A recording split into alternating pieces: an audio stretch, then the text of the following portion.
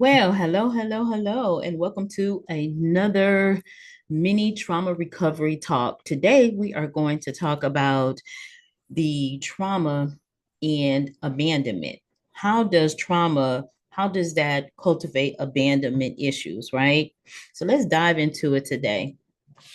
And also, just wanted to let you know that the mini trauma recovery talks are now available at oasiswellnesscenters.com. You can download it because some of us are visual learners like I am. So you can download it and you can also download the audio version of our mini trauma recovery talks. Alrighty, let's get into this. This is one of the things that I definitely became aware as I was going through, I was working through my trauma. I became aware that, wow, it didn't register at first, but yes, I suffer from abandonment issues. And you know what? Abandonment issues does not have to mean that, again, it is actually what's happening. And I want us to get a grip on that. When we talk about recovering from trauma, we're talking about, I talked about looking through that kaleidoscope, how the picture is skewed, and how your first response is coming out of that trauma response. Remember, we talked about fight, flight, freeze, or fawn. If you're not familiar with what I'm talking about, go back and listen to some of the other mini trauma recovery talks when we talk about life, suffering through trauma, and what life looks like after that. And it does not have to mean that everybody's trauma recovery is going to be the same, because it's not. We all have different what I want to say, different fingerprints, right? So just as individual as our fingerprints is going to be our different experience or bout with trauma, and how we now readjust that kaleidoscope. We readjust it so that the picture comes into clear focus. So let's talk about what constitutes abandonment trauma. It can be both physical and it can be emotional. If you've had, where sometimes in abusive relationships, the person will withhold themselves from you. And again, that also develops that arm of trauma, how we respond to it. Or maybe somebody doesn't text you back right away, or somebody doesn't call you back right away. But we have to remember life is happening for the other person as well.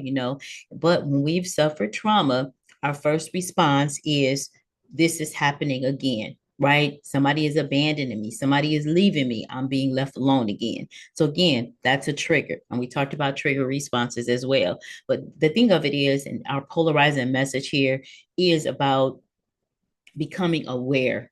And when you become aware, it's so many responses that we can change, right? If we're not just operating in autopilot and just moving forward, chugging along, right? And sometimes just chugging along in silent suffering, going along to get along. We want to change that so that we can have a better experience, so that we can move through life. We talked about taking that deep breath, move through life gliding instead of everything being a bumpy road. And we know life is going to happen. Life be life, and y'all. We know that's going to happen, but how we respond, right? And not react. Because when you've suffered through trauma, oftentimes you're in a reactive mode. We want to move to a responsive mode, a mode that is based in reality, right?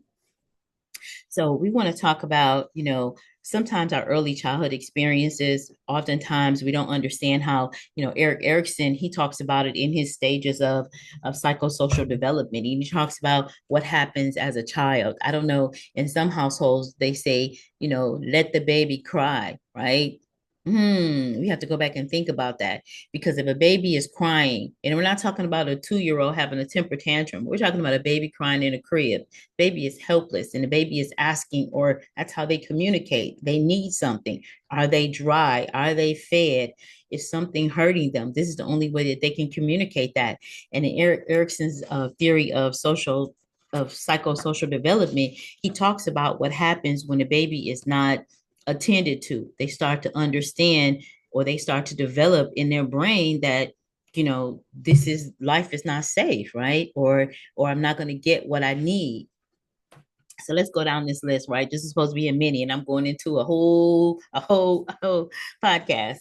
In the mini, we're going to talk about psychological impact of trauma. It can help us or make us to feel rejected, worthlessness, and have a fear of being alone, right? And these feelings can contribute to our low self-esteem or our low self-worth as we become an adult. Attachment styles and abandonment, right?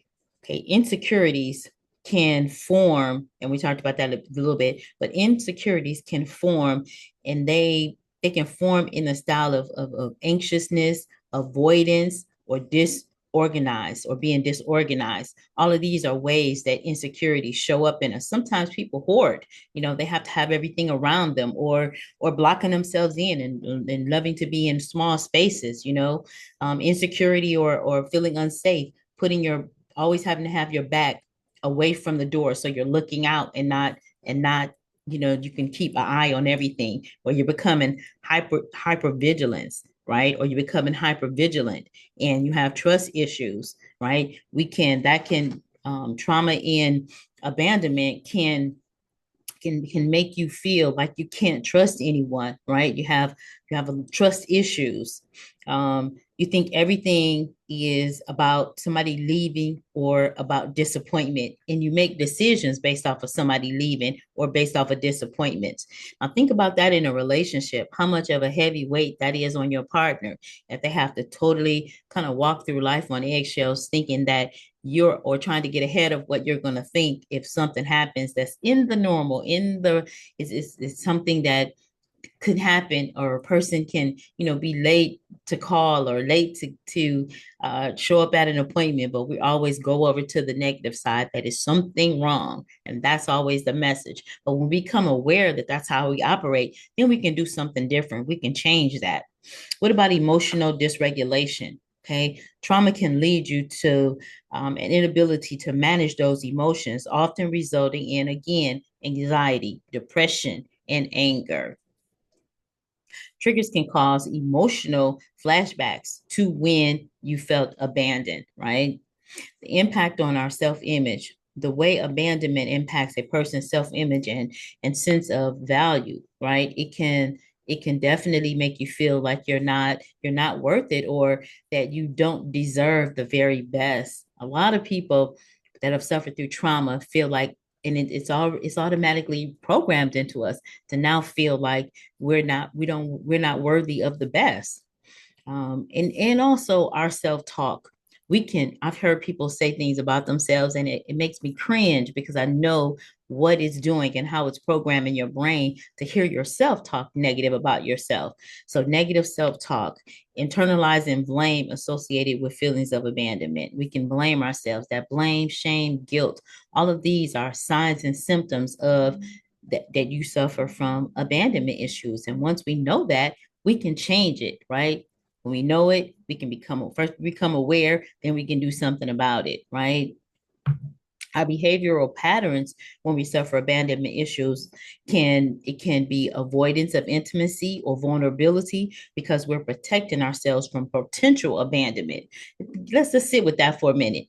Protecting ourselves from a situation that may happen, and oftentimes the situation doesn't happen, but it is on that scale of negativity, like, oh my god, we're preparing ourselves for the worst because we want to self protect ourselves, right? Healing from abandonment of trauma, again, we talk about awareness, therapy. Inner child work is so important, and inner child work means that we are helping ourselves to understand that I'm the adult now and you're not a helpless child anymore. And to the helpless child, you're saying, I'm going to protect you. I'm going to take care of you. You're okay. And it is, I mean, it's so real. These feelings are definitely real, and we have to make sure that we are acknowledging these feelings, and then that we are coming up with our self-care plan to help us recover. But we must know that something is broken before we can go and fix it. We want systems of support. We want to make sure that we have the proper people around us, people that can talk us off that ledge, people that can help us if the kaleidoscope is too skewed and the picture is too broken up. Somebody to help us to refocus and realign it, even to mirror us and to let us see how we are reacting, not responding, reacting. Now we can take a step back and say, let me what is the real situation here? Not what I'm seeing. And sometimes it's okay to just take a step back, take a deep breath, and reground ourselves. So let's go over the list again. What are some of the signs that we have abandonment issues? And again, no blame, no judgment area, no judgment, no judgment. Just this is the reality. Now let me gently massage, work myself through to what the recovery is. Now I'm helping myself to be totally in alignment, and I'm helping the inner child to know that there is an inner parent that is there and that is on duty. So we want to know about there are some psychological impacts of abandonment. We talked about that. We talked about our fear of being alone, rejection, worthlessness, attachment issues. If we have problems with being vulnerable, problems with trusting other people, that means trust issues, or we're always hyper vigilant because we're always trying to get way, way ahead of things, right? Abandonment in relationships. We're afraid if that person doesn't show up on time that they're leaving us. We're afraid that if they don't text us back or something or another, they're leaving us. Again, another sign that it's something that we need to fix or adjust. Emotional dysregulation. If it's hard for us to regulate our emotions, and sometimes you may even get a feeling of being sick to your stomach because your emotions are kind of off balance, right? It has a great impact on your self-esteem and how you see yourself, right? And you're unique and beautiful in your own right. Long-term behaviors, again, we talked about intimacy and being vulnerable, protecting ourselves from what we think is a potential abandonment, even if that has nothing to do with this current situation. And so we start to do some things that's going to help us to recover from those abandonment issues. So I hope this mini talk helps us to understand and start to get ourselves grounded that when you suffer from trauma, there are components of your recovery, and until you're aware of it, you don't know if it's you don't know that you need assistance in that area. People may tell you these things, but until you see it for yourself and know that there is help on the other side, right? So I'm just assuring you there is help on the other side. oasiswellnesscenters.com, amazing way for you to tap into some of the resources, the book study group, the support group, some of the PDF versions of the mini trauma recovery talks, the list. There are so many tools that you can put in your tool case to help you. And again, thank you to our sponsor, the Soul Emporium Radio and WJBJ. All righty, we'll talk with you soon. Bye for now.